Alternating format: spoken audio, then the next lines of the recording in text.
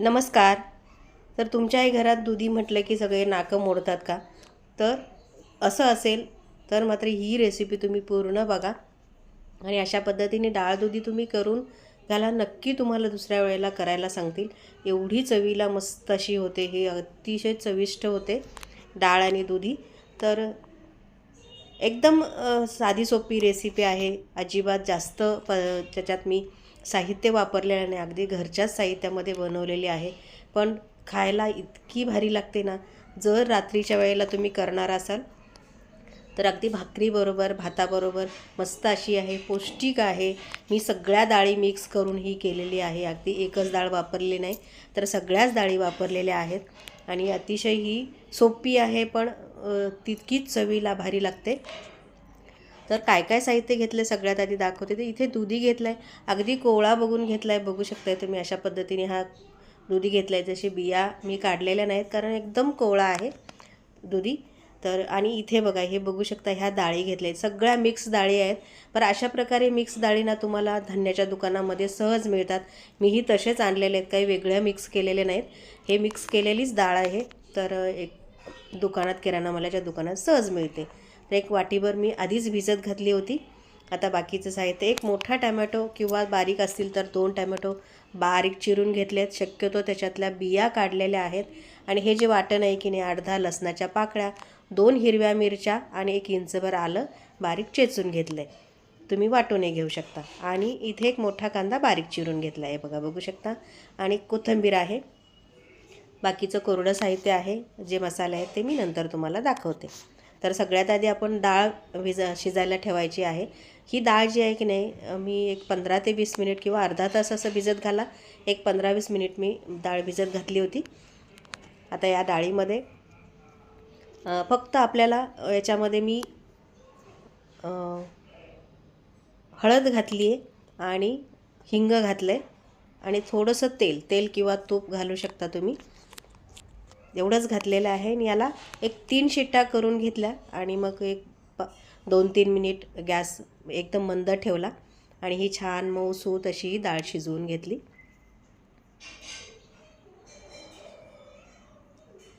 एक तांब्याभर पाणी घातलं आहे किंवा 1-2 ग्लास पाणी घालायचं. पाणी जास्तही घालू नका कारण मग डाळ आतून शिजायला लागली की फसफसते वर. याला आता 1 ते 3 शिट्ट्या करून घ्यायच्या आणि एक 2-3 मिनिट गॅस मंद ठेवून शिजवून घ्यायचं. तोपर्यंत आपण दुधीला फोडणी देऊन घेऊया. तर तेल घातलं. 1-2 मोठे चमचे तेल घातलं आहे मी. त्यामध्ये एक चमचाभर मोहरी घालायची. जिरं मोहरी छान तडतडू द्यायची. मोहरी आधी घालून तडतडली की मग जिरे घालायचे. जिरे छान फुलू द्यायचे आहेत आणि मग हे जे कुठल्याही भाज्या असतात की नाही त्या भाज्या जिरं मोहरी कढीपत्ता हे जे आपण फोडणीला घालतो ना अगदी ही स्टेप बाय स्टेप व्यवस्थित परतून घ्यायचं. मोहरी सगळ्यात आधी घालायची म्हणजे मोहरी फुटायला थोडासा वेळ लागतो आणि मग जिरे घालायचे. हे मोहरी जिरे कच्चे राहिले ना की तुमची फोडणी कच्ची व्यवस्थित बसत नाही आणि मग त्याची चवही बिघडते. तर तो एक अर्धा कढीपत्त्याची पानं घातली आणि आता हा दुधी एक ना तेलावर छान परतून घ्यायचा आहे. आधी दुधी परतून घ्यायचा किंवा मग तुम्ही काय करा दुसऱ्या कढईमध्ये दुधी छान परतून घ्या थोड्याशा तेलावर तरीही चालेल. मी एकाच ह्याच्यात करणार आहे. भांडी जास्त भरवणार नाही त्यामुळे मी असं केलं आहे. तुम्हाला जर वेळ असेल किंवा मग दुसऱ्या भांड्यामध्ये किंवा कढईमध्ये तेल घालून छान हा दुधी परतून घ्यायचा तेलामध्ये आणि मग कांदा टोमॅटो परतून घेऊन पुन्हा याच्यामध्ये परतून घेतला तरीही चालेल. पण हे असंही केलं तर अजिबात काही फरक पडत नाही. आता दुधी परतत असताना थोडंसं 1 चमचाभर मीठ घातलं म्हणजे जेवढं आपल्याला लागणार आहे त्याच्यातलं अर्धं घातलेलं आहे मी. आणि पूर्ण रेसिपी तयार झाल्यानंतर मीठ बघायचं आणि मग घालायचं. मी प्रत्येक वेळेला सांगत असते. काही जणांचं बऱ्याच जणांचं असं एक तत्त्व आहे की भाजी करत असताना बघू नये. पण तुम्ही मोठ्या हॉटेलमध्ये सुद्धा गेलात तर शेफ जे असतात मोठे मोठे ते सुद्धा भाजीची चव बघितल्याशिवाय तुम्हाला समजणार नाही कितीही असेल. तर आता मला जवळजवळ 40-43 वर्षाचा स्वयंपाक करायचा अनुभव आहे तरीसुद्धा तिखट मिठाचा अंदाज जो आहे तो आपण बघितल्याशिवाय कळत नाही. तर झाकून ठेवून दुधी छान शिजवून घ्यायचा. 1-2-3 मिनिट झाकून घेतलं. दुधी थोडासा नरम झाला की आता ह्याच्यामध्ये कांदा घालायचा आहे.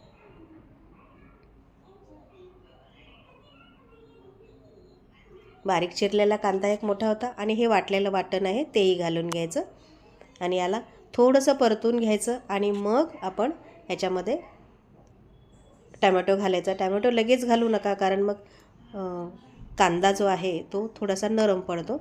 आपल्याला कांदा थोडासा अगदी लालसर होसपर्यंत जास्तही करायचं नाही, अगदी थोडासा. हे बघा 1-2-3 मिनिट भाजलं की कांदा छान भाजून आला आहे. आता यामध्ये टॅमॅटो घालायचा. टॅमॅटो हे छान परतून घ्यायचा आहे.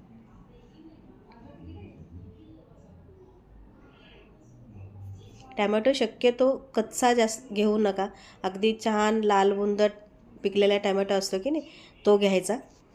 म्हणजे कसं होतं, टॅमॅटो पटकन गळतो, जास्त वेळ लागत नाही. थोडासा कच्चा असेल तर मात्र मग टॅमॅटो त्याच्यामध्ये राहतो तसाच फोडणीमध्ये. त्यासाठी टॅमॅटो नेहमी अगदी पिकलेला घ्यायचा.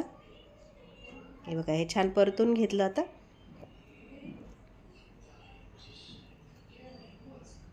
आता याला पुन्हा 1-2 मिनिट ठेवून द्यायचं, वाफ काढायची, कारण कांदा टोमॅटो आपण घातलेलं आहे, थोडंसं पाणी सुटतं आणि हे कांदा टोमॅटो छान शिजून येतो.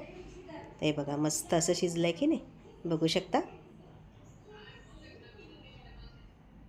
हे एवढंच केलं तरी छान मस्त असा सुगंध येतो आहे.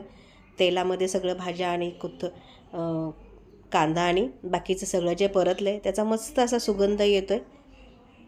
हे बघा बऱ्यापैकी दुधी शिजलेला आहे. हे बघा अशा पद्धतीने शिजवून घ्यायचं आहे. आणि आता याच्यामध्ये कोरडे मसाले घालायचे. कोरडे मसाले हे जास्त वापरलेले नाही आहेत मी, तुम्ही बघा. हळद 1 छोटा चमचा भरून हळद,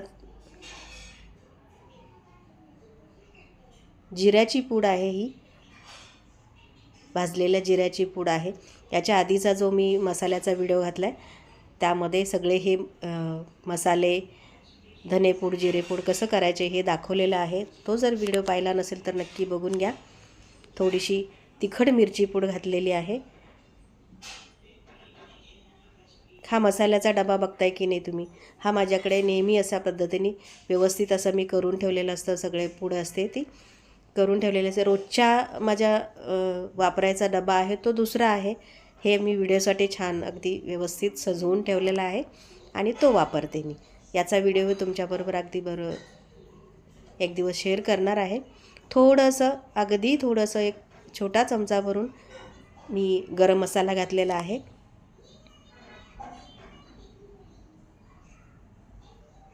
आणि आता यामध्ये शिजवलेली डाळ घालायची.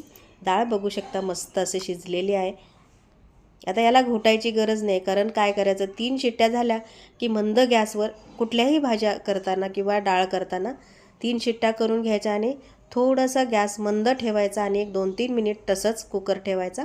बघू शकता मस्त अशी ही डाळ शिजून मऊसूत अशी शिजली जाते डाळ.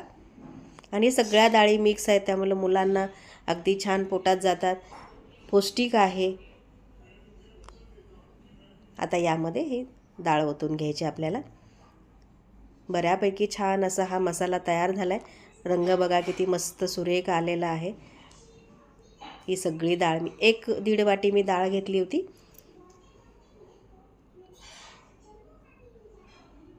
छान मिक्स करून घ्यायचं आहे. आता ही फोडणी आहे ना मी तेलात केली आणि वरून तूप घातले. तुम्ही पूर्णपणे तुपातही करू शकता किंवा पूर्णपणे तेलातही करू शकता. थोडंसं अगदी कुकरमध्ये डाळ होती त्यामुळे गरम पाणी घातलं आणि छान पुन्हा ढवळून घेतलं आहे. हे बघा मस्त अशी ही डाळ तयार झाली की नाही. अशा पद्धतीने जर डाळ तुम्ही एकदा करून बघा आणि घरातल्यांना खाऊ घाला. अजिबात दुधी म्हटलं की नाक मोडणार नाहीत, याची 100% मी गॅरंटी देते. अशा पद्धतीने ही डाळ एकदा करून नक्की बघा.